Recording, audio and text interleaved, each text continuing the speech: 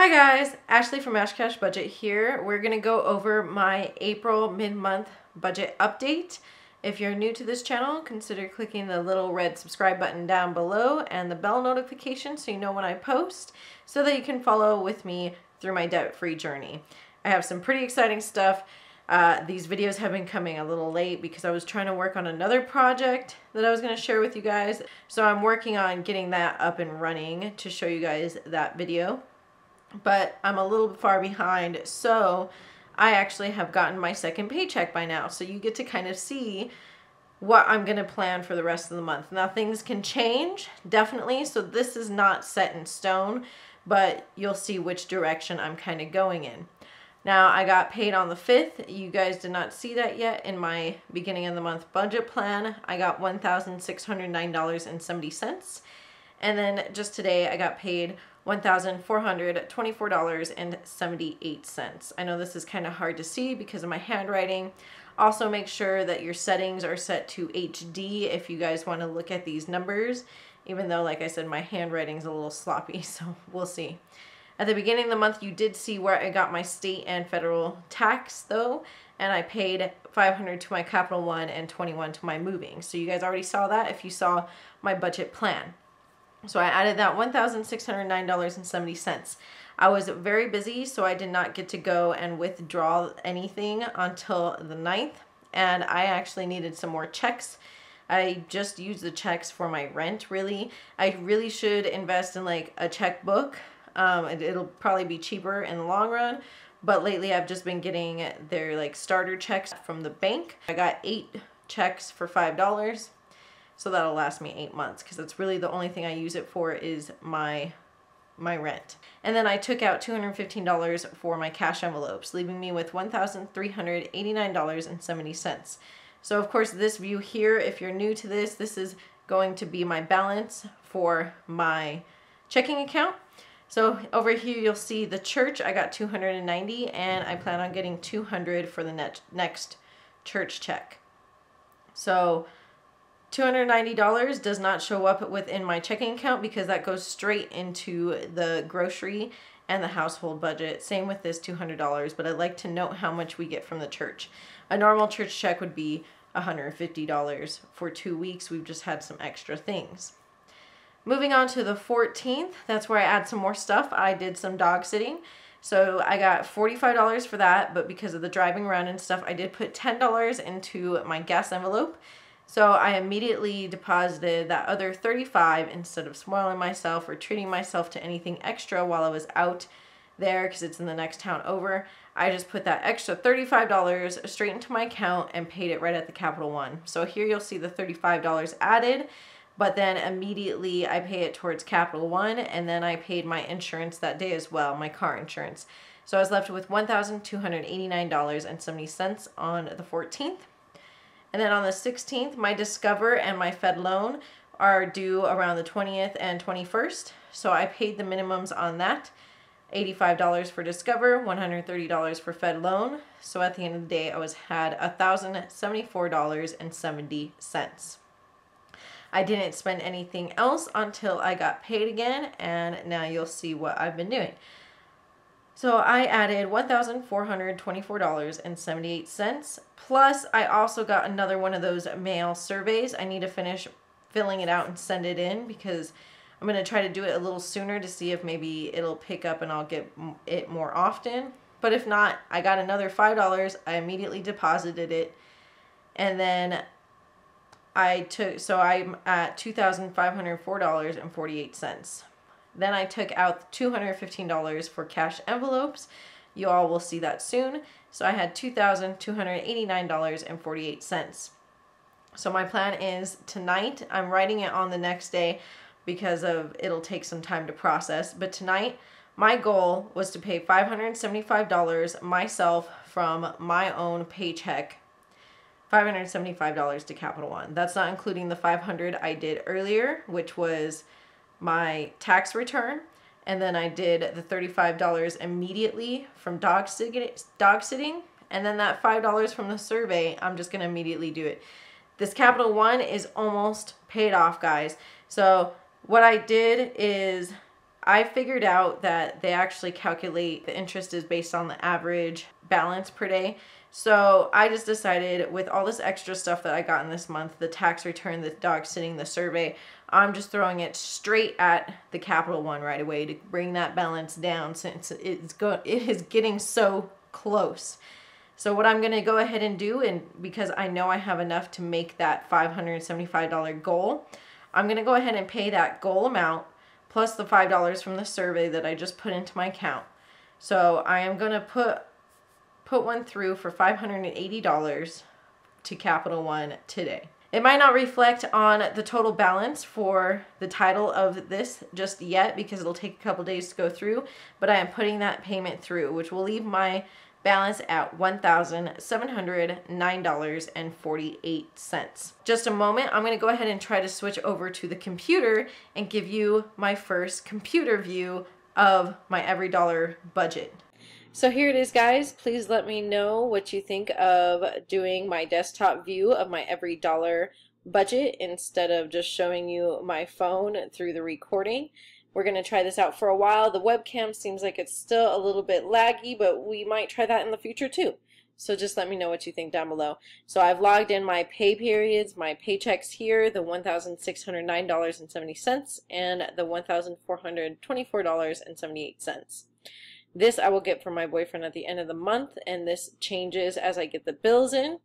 That income tax that I was talking to you about, where I threw $500 at the Capital One debt and $21 to my moving fund. This Capital One referral never went into my checking account. It just went straight from the Capital One savings account that I got the referral from. I of course have that in the link down below because I love Capital One 360. So I got $20 for that. I threw it straight at the Capital One debt. The dog sitting of $35 that I told you about, that I already threw at the debt, and then the $5 that I just received as well and deposited at the same time, that on the same day that I got paid up here. Down here in the savings, it's just what I lined out in my budget plan. Everything so far except for the moving, because I am working on that. So we'll see how it goes. If you remember, my budget plan had, I was going to do my goal of $575 to the Capital One from my own personal checks, and then anything on top of that I was going to be putting towards the moving fund. But things have kind of changed. As you see, I have $57.08 left to budget. I'm going to leave that there for now until I get my final bills. I'm also waiting because I just went to the doctor and did some lab tests, so I'm not sure if I'm going to get that bill this month or next month. I'm kind of just hoping for next month. I'll be adding $100 to the medical fund, which will bring it back up to $155, so I will have that to put towards it if I have to, but I will definitely be hitting my deductible. But I have plans to put more towards medical next month, so hopefully I get that bill next month. But car maintenance was going to be $50. Nothing towards emergency fund or January. The gifts fund, I'm adding $30, but I have been spending money because I have 3 sisters with birthdays in April. So I got the twins, I got theirs done, so I just have the littlest sister to buy something for, but I have it there in the gifts fund. Shows, I'm going to be adding $25. Moving is the $21 from the tax return so far because that was already earmarked. Registration for $10, and then I am paying myself for the phone now, phone insurance instead of paying T-Mobile. But I'll go over all those updated amounts and how much I have in there at the end of the month budget report. The rent, of course, is the same at $850. I have not paid that yet. The city was $84.53. I am waiting on the electricity, so it is just saying what last month's was. My mobile phone, my T-Mobile account, $86.51, and then the cable internet is $249.22. So I still have I need to pay all this stuff near the end of the month. Now we have gas and the lifestyle of cats, clothing, all this stuff. So let's go ahead and add in the cash envelopes that I did. So I'm just going to add a new transaction, and I had $215 that I took out today, $419, and I'm going to go ahead and split it between my different cash envelope categories. So we're just going to type this in. I did 90 towards gas, 20 to the cats, 10 to the clothing, $25 to the medical, $50 to personal, and $20 to the hair. So that takes care of that. I tracked those expenses. Nothing for groceries this month, nothing for wallet, and then those checks, I already put that line item in that I paid for the checks, minus $5. Health insurance is not paid yet. The auto insurance I paid, so that was tracked halfway through the month when I paid that. Discover $85 and federal loan for $130. I paid those minimums.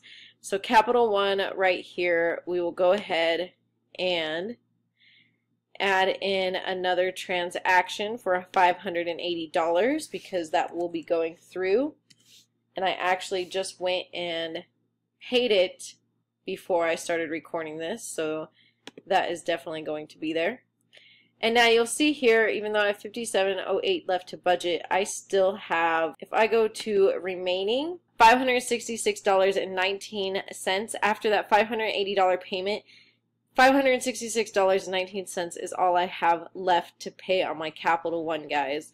This will be the balance. So, since I made so much on my second paycheck, more than I expected, I could cover that $566. Granted, as long as nothing happens, so I'm not throwing all that money there right now. It will be before the end of by the end of the month, when I'm closing everything out, as long as I have everything paid, and whether or not that those medical expenses comes in and I have to pay that deductible, you know, things can change, so I might have to update it. But $566.19. So I have planned, since I went ahead and added that extra money in there, I plan to spend $1,701.19, and I've paid off $1,135. So this $1,135 is the $500 from the taxes, the $20 from the referral, $35 from dog sitting. See, the referral, dog sitting, income tax, and then that $581 for, let's rename this as goal payment. So that was my goal payment plus survey.